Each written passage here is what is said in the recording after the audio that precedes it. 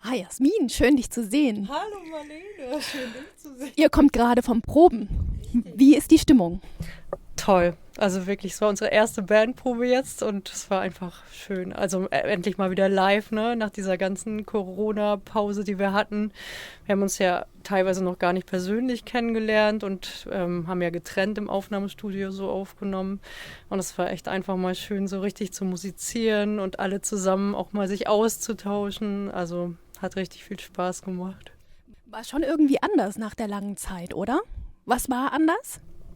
Also es war halt so ungewohnt natürlich zum einen, ne, weil man es so lange nicht hatte. Aber ja, auch, also wir hatten vorher schon mal online so ein bisschen geprobt. Das ist natürlich nicht vergleichbar, ne? Also gut, heute haben wir uns jetzt auch nicht immer gut gehört. Aber zumindest ist es halt, wenn man da mit den Leuten dann zusammen in einem Raum ist, das ist ein ganz anderes Feeling natürlich, ne? Wie wenn du da vor dem Computer ganz allein in einem Zimmer sitzt und das ist halt einfach dieses Feeling, was du beim Live-Musik machen hast, das kannst du natürlich nicht dadurch ersetzen, ne? Das ist gut zu hören. Auf jeden Fall, dass ihr wieder zusammen proben könnt. Und ihr habt ein neues Lied, ihr habt ein neues Projekt, habe ich gehört. Nach An Eternal Night gibt es einen neuen Song. Ja. Erzähl mal, wie heißt der denn? Verge of War ist der neue Song. Ja. Verge of War. Und was ist das Besondere an dem Lied? Ist das ein Unterschied zu An Eternal Night oder wie können wir uns das vorstellen? Mach mal ein bisschen Vorfreude. Gib mal ein bisschen Geschmack auf den neuen Song. Also, das ist dadurch, dass wir noch eine neue Person jetzt in der Band haben. Ich will natürlich nicht zu viel verraten. Der wird sich bestimmt auch nochmal selber vorstellen. Ist also, natürlich sind wir jetzt 3 Sänger, ne? Also, oder Sängerin bin ich ja.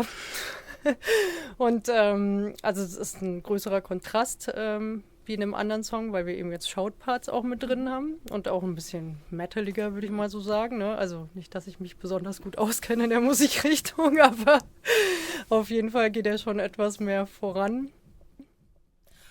Und der Schauter ist Dennis, habe ich gehört. Den hören wir nachher auch nochmal im Interview. Da bin ich ja schon sehr gespannt. Ja, auf jeden Fall. Ein sehr sympathischer Typ. Also wir sind echt froh, dass wir ihn für unsere Band gewinnen konnten. Und ich finde, er macht das auch richtig toll. Und er spielt gleichzeitig auch noch Bass, also 2 in einem, ne? So Multitasking ist das ja nicht für alle Männer was. Er kann das richtig gut. Also da sind wir echt mega happy. Und ja, passt auf jeden Fall richtig gut. Das klingt gut. Jasmin, du bist ja ausgebildete Sängerin, klassische Sängerin. Wie bist du zu der Band gekommen? Wie bist du zu Neopera gekommen? Weil das ist ja nicht gleich automatisch eine Musikrichtung, die sich mit der klassischen Musik verbinden lässt. Oder ist das vielleicht gar nicht so, wie ich vermute? Also es gibt ja ganz viele unterschiedliche Bereiche im Metal. Ich kenne mich da jetzt ja auch nicht so gut aus, aber die Richtung, die wir machen, ist ja Symphonic Metal und da ist eben auch der klassische Aspekt mit drin und eben auch dieser Kontrast, wie jetzt auch in dem neuen Song, eben dieses harte und aber auch die klassischen weicheren Sachen, sage ich mal. Und dadurch lebt halt auch die Musik, finde ich. Und ja, genau. Und wie ich dazugekommen bin, Thorsten, mit dem musiziere ich halt schon sehr lange. Wir haben auch zusammen studiert und der hat mich halt einfach gefragt, du, ob ich Lust habe. Und naja, ich hatte auf jeden Fall natürlich Lust. Ich mag auch die Musik richtig gerne und hat mich total angesprochen sofort. Und ich finde auch die Arbeit mega spannend. Also macht auf jeden Fall Spaß. Und du kannst deine Stimme richtig gut zur Schau stellen, richtig gut einsetzen. Ich kenne ja An Eternal Night und das fand ich ja mega, wie du da deine Stimme einsetzen konntest, in welchen Höhen du da unterwegs warst. Können wir uns da bei dem neuen Lied auch darauf freuen oder zeigst du dich da auf einer anderen Weise, dich und deine Stimme? Also es ist schon auf jeden Fall deutlich anders, aber auf jeden Fall auch mit viel Höhe, ne? Weil Sopran, ich singe halt gerne hoch, deswegen ist es auch ganz gut, wenn die Songs ein bisschen darauf ausgerichtet sind. Es ist auf jeden Fall schon ein großer Unterschied, finde ich, zu Eternal Night, aber auf alle Fälle mit viel Höhe, ja. Okay, wir dürfen gespannt sein.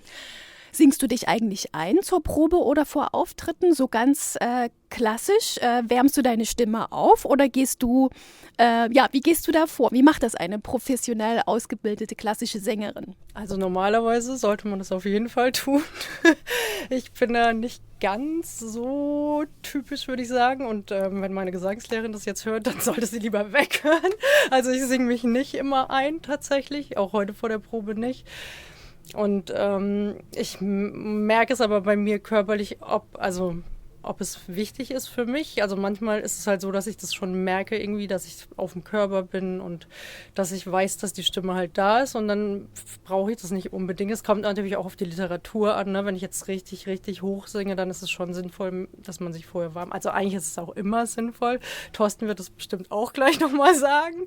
Aber also manchmal, ja, brauche ich es, also für mich, für mein Gefühl nicht. Und wenn ich halt so Tage habe, wo ich dann merke, mein Körper, ich muss mich erstmal so ein bisschen in Fahrt bringen, sage ich mal, dann mache ich das schon auch. Und erstmal, dass der Körper so richtig wach wird und auch die Höhe eben und die Stimme vorher warm gemacht wird, damit da auch nichts kaputt geht. Eine Sache des Gefühls quasi. Ja, bei mir schon.